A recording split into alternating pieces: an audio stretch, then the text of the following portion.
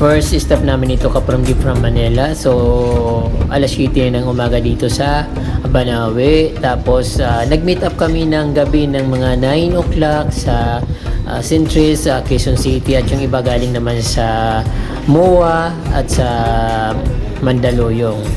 So, habang hinaantay ko yung mga kasama ko nagbe-breakfast, abala naman ako dito sa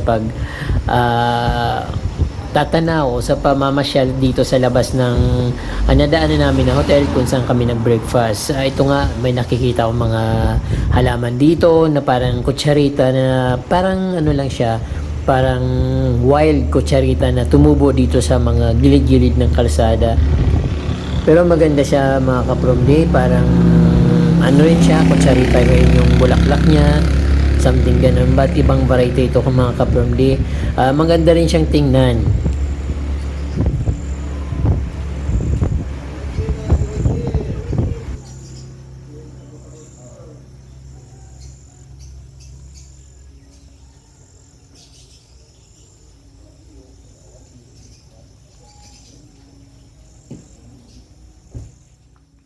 Dito naman kami sa isang beauty dito sa Banawe kung saan makikita yung iconic na rice terraces.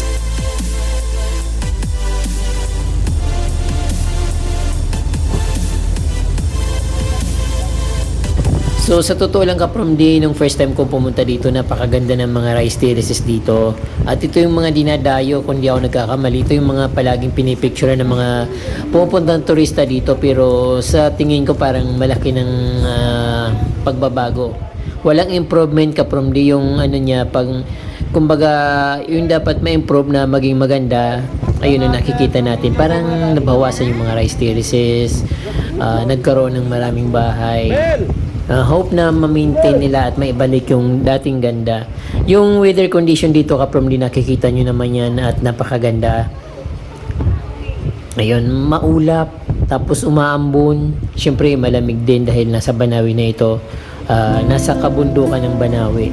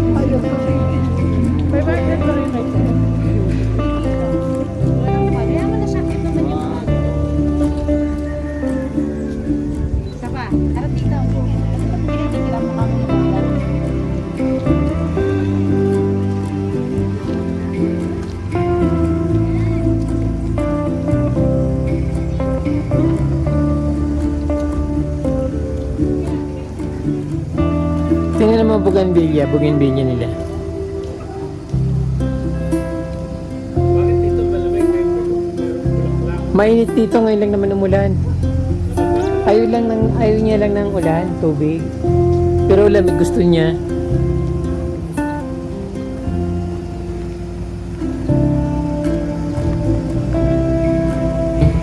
That time nung una kong pumunta dito, napakaraming mga halaman, mga bromeliads na mapupula. So ito na ngayon, meron ng building, may kainan. So dapat naman talaga may ganito kasi kailangan naman talaga ng improvement. But yung pinupuntahan dito yung rice terraces, so dapat yun ma-maintain. Ayun, may mga halaman pa rin naman na nakikita dito pero hindi na katulad nung dati. At syempre may mga ginagawa-gawa silang mga design. Ngayon wala na. At ito na nga yung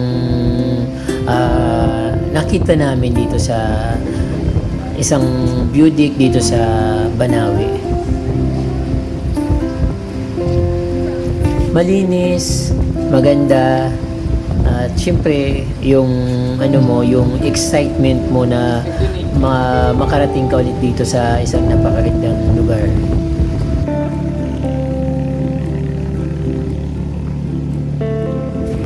Syempre, hindi pa rin nawawala yung mga picture-picture sa mga native natin na nakatira dito.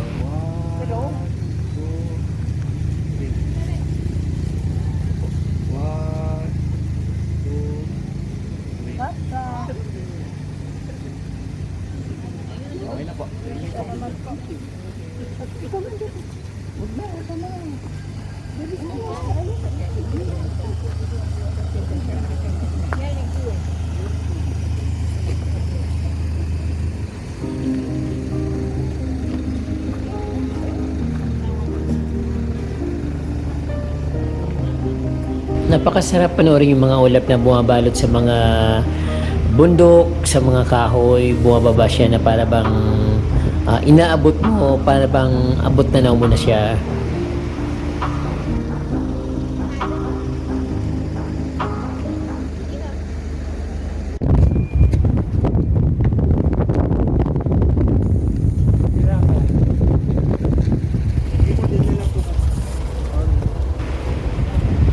At ito naman yung lugar sa Buntok, Buntok, Banawi or Mountain Province.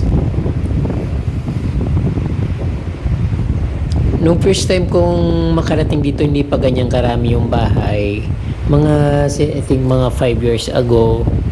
Then ayun, wala naman masyadong nabago. Yung mga palayan nandiyan pa rin.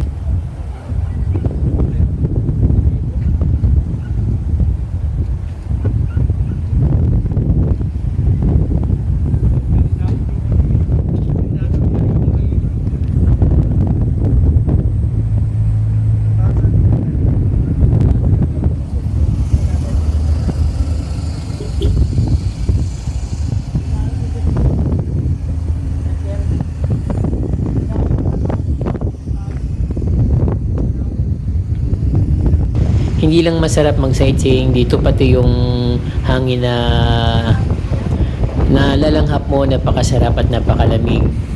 Masarap sa ginhawa at sa katawan.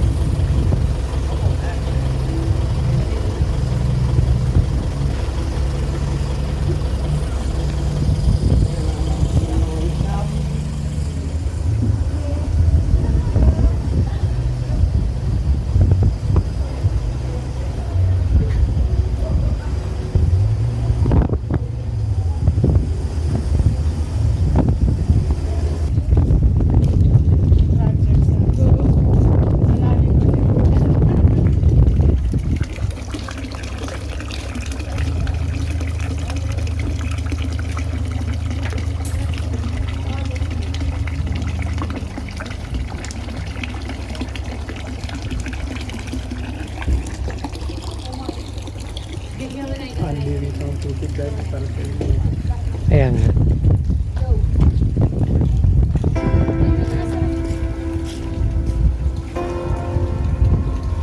Barangay Bayo, Buntok, Mountain Province.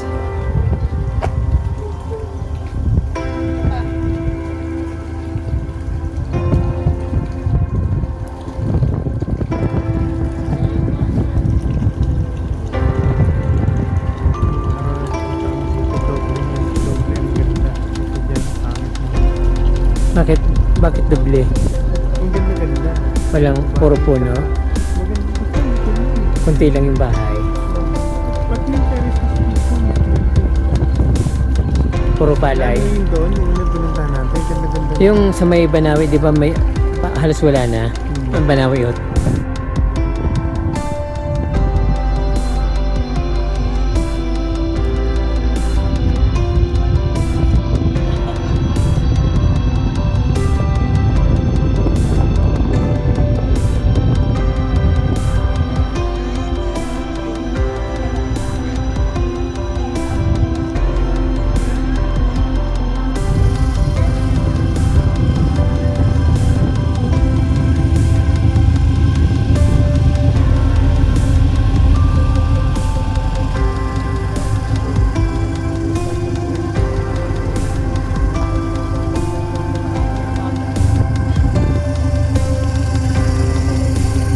Narating nga rin to, di ba? Narating nga rin to.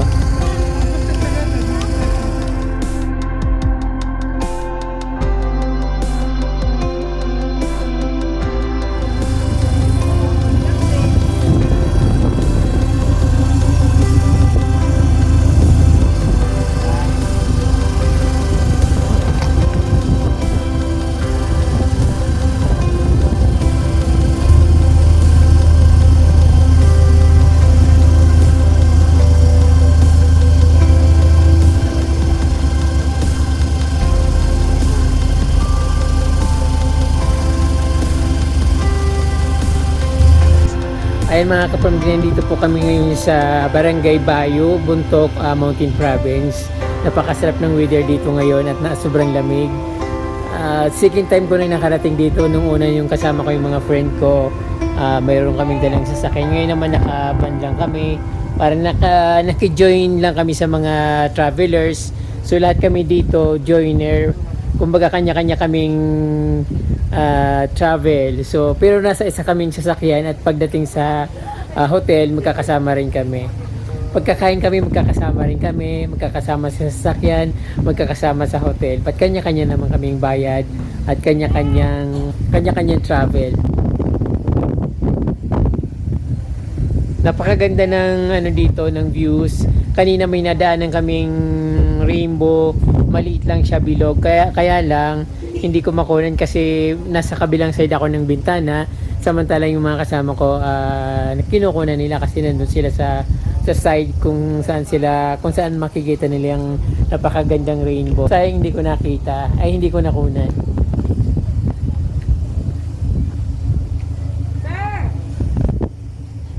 Kahit hindi kami magkakakilala, so nagpipicture-picturean dito. Pwedeng magpa-picture sa amin, pwede sila magpa-picture. Pwede kaming pa-picture sa kanila. So kanya-kanya naman kaming picturean. So napakaganda ng views dito. Yung mga view nakikita namin, nalalapitan namin yung mga puno, yung mga magagandang views, yung mga mountain na nakikita natin sa gilid-gilid yung habang nagbabiyahe. Ayun, nakikita namin dito. Siyempre, malapit sa nature, napakasarap ng simoy dito, napakalamig din. Malamig na, tapos yung amoy pine tree pa yung naamoy namin. So napakasarap talaga. Swerte ng mga nakatira dito. Mayroon silang sariling air condition na village, tapos tahimik, napakalinis ng hangin, very refreshing talaga at napakasarap mamasyal dito. Mahirap yung magkaroon dito ng property kasi nga bangin-bangin. Then mahirap din taniman kasi puro bato. Then pipili ka lang kung saan yung location na pwede ka magtayo ng bahay at kung saan ka pwedeng magsaka or magtanim ng mga vegetables or something, palay, gano'n. Ang masarap dito yung malamig kasi yun naman talagang hinahanap natin na weather, malamig.